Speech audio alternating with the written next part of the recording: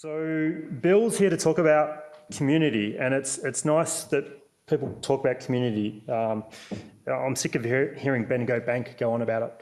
So yeah, Bill's the final presenter for these short presentations. Bill Shannon from the Shannon Company.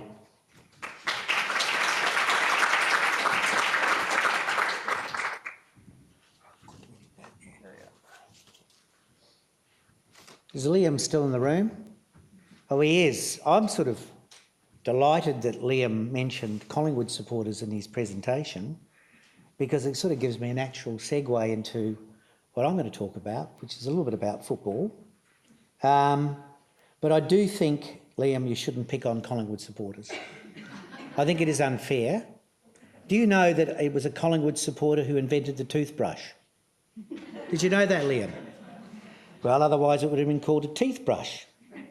Anyway, I'm also chair of the Melbourne International Comedy Festival, which starts next week. When I was a wee lad, I often starred for the Manchester United Football Club in our backyard. I was never Bill Shannon. I was Dennis Law or George Best, football legends for those of you unfamiliar with the world game. Now, this behaviour used to annoy the bejesus out of my parents on two counts. There was a large public sports ground immediately behind our place, which actually had about a dozen football grounds, and there was always this constant worry about the ongoing threat and damage that could be caused by my deadly right foot. One day, as I was stroking a FA Cup winning goal past Huey, who was an internationally capped keeper and my next door neighbour, the ball continued on its trajectory until it hit our lounge room window with just enough force to cause a large crack from top to sill. I was in big trouble. Now, I should point out these were the times when a smack was not considered child abuse, nor even antisocial, particularly when administered by a nurse, my mum. But I should also stress I'm against smacking now and particularly then. So, armed with a clear understanding of my mother's habits and beliefs, I realised that I needed to inoculate against this threat. And so I knew a bit about her habits and beliefs, which we all know is important in understanding a behaviour change campaign. So I decided to meet her at the gate when she arrived home. Now, unaccustomed to being greeted by her son on arriving home, she was naturally suspicious. "What are you up to?" she said. "Oh, there's been a terrible accident, Mum." I remember to this day the look of fear on her face as she thought the worst. Was it an accident to one of my sisters or possibly my dad? "What do you mean?" she cried. I looked her straight in the eyes and I said, "I've kicked the ball through the lounge room window. There's glass everywhere." And she wailed. Suddenly the look of fear went to anger. And I said, "And, Mum, it's hit the ballerina."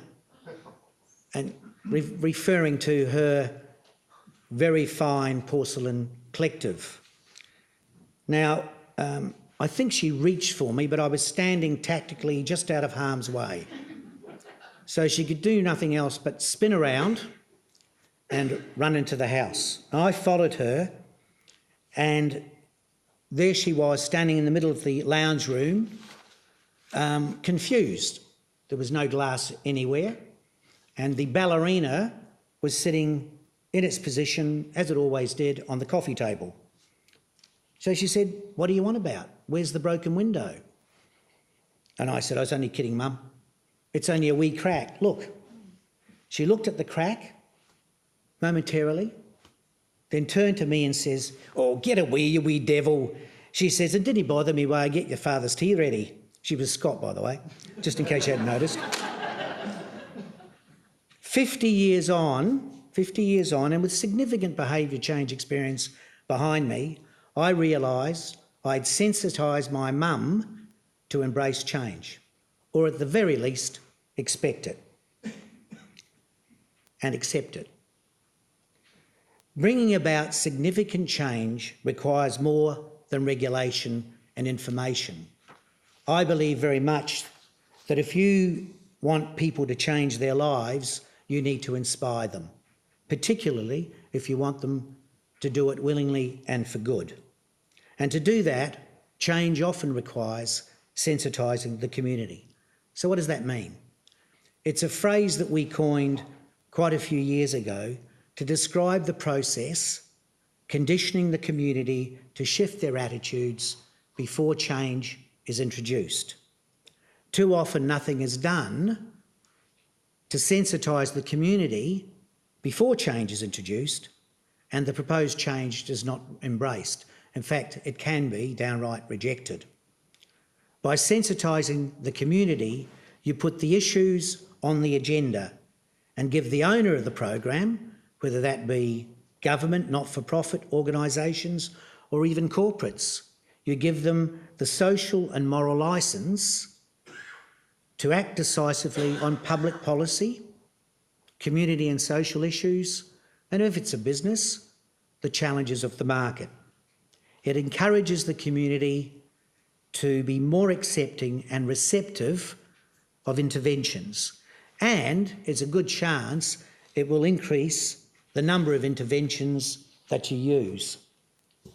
Now, Liam's put up this chart. We've actually put it into a little colour that reflects more of our business, but where does this fit in terms of the BehaviourWorks model? And as I said earlier, it's better to actually introduce it before change is introduced, better introduce sensitising the community. So obviously it fits around the understanding context and problem, maybe just after it. But we've also found that to continue it throughout the program certainly assists us in making the process easier and the interventions more effective. Now, sensitising the community might be a relatively new term, but it's certainly not a new technique to help encourage, even inspire people to change their behaviour. In 1970, the Sun News pictorial did exactly that. They ran across their pages, "Declare war on 1034. 1034 being the number of people who had been killed on Victorian roads in 1969. They actually made it personal, not just through written content, but it was also pictorial. The editor of the Sun News pictorial then was a fellow called Harry Gordon, a very famous journalist. And Harry not only had his writers write about the program or write about the challenge, but he would also get photographs taken, like sending out his photographer to take an aerial shot from a cherry picker of 1,034 children and teachers on an assembly ground, and then literally print that picture in the press to highlight what 1,034 people looked like. The Victorian government had originally thought that seatbelt legislation was a vote loser, but after about 12 months of sensitising the community through the Sun News pictorial, they saw it was a vote winner and paved the way for mandatory seatbelt legislation. The first jurisdiction in the world to actually introduce seatbelt legislation and laws, and there was a massive reduction in the road toll. 40 years on, the road toll is 1/3 of what it is then, 1/3 of what it is then. It has saved thousands and thousands of lives, thanks to sensitising the community. The 10-year drought that began in the mid-1990s in Victoria caused a lot of hardship and concern throughout the community. At the same time, though, all the publicity actually sensitised the market through publicising the extent of the drought It sensitised the market to accept water-saving measures, including laws that made it illegal to water your garden. There were other ideas like using a timer in the shower, 3-minute showers. As you can see, permanent water bans. It always helps when you've got the best and worst lists, and Toorak is number 1 on the worst list. I think that's a wonderful thing. It certainly encourages the community to embrace change. And you know, how many people you talk to now that says, before we had those water regulations, I used to have the tap running when I brushed my teeth.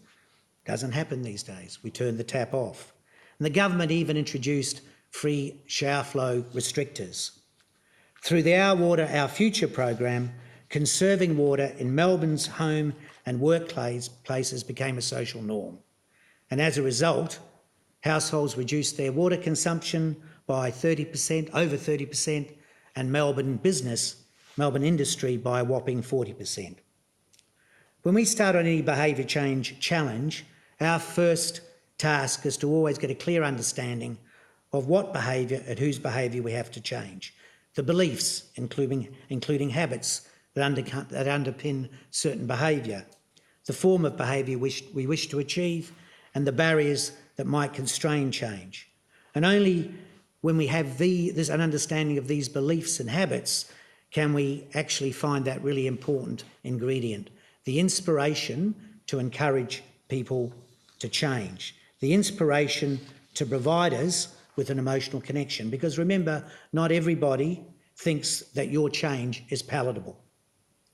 Just over a decade ago, the State Occupational Health and Safety Authority, known as WorkSafe, was regarded as a toothless tiger, especially by many employers. Notwithstanding this perception, and frankly it could have been a reality, employers were not attracted, though, to a tougher inspectorate. Surprise, surprise. That was until we ran a WorkSafe campaign in a social media and social marketing sense that not only targeted employees and employers, but it also targeted their families. And through understanding the habits and beliefs, we discovered that most employers and employees understood that a workplace accident or fatality would have a far-reaching effect outside of the workplace. And that led us to a very, very strong proposition and message. The most important reason for making a workplace safe is not at work at all. Here's one of the ways that we actually communicated that through social marketing. Oops-a-daisy. Now, I'm not sure if it's going to have S. I think we've got it. No, got that. You're going to get that? Yeah. Yeah. Let's replay. Oh, yeah, there you go. Yep. That's it. That was it. There you go.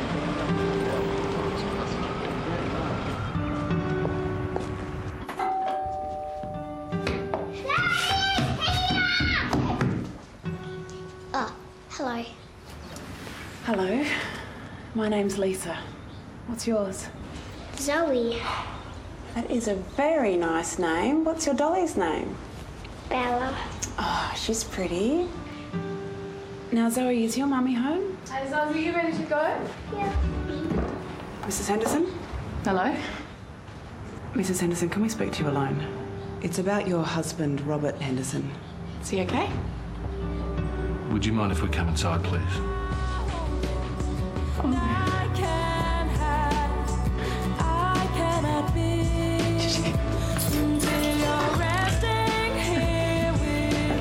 The most important reason for making your workplace safe is not at work at all. I always like to stress that it's obviously an intervention toolkit that we use. Advertisements alone will not do that, but it can certainly help with the rest of the toolkit. Since that was launched in 2006, that whole program, workplace fatalities have more than halved, and the injury rate has dropped by more than 20% to a record low. And I stress one of the major factors in this program was the emotional connection. So the premise I put to you today is a simple one, and that's to effectively generate behaviour change, you first need to sensitise the community. And to do that, you need an emotional connection, and that can only come about by understanding your audience's beliefs and habits to build that empathy. So to put it simply, if there's no understanding of beliefs, it's very hard to strike empathy. If there's no empathy, it's almost impossible to have an emotional connection. And if there's no connection, then I doubt you'll have action. And without action, there can be no behaviour change. Thank you.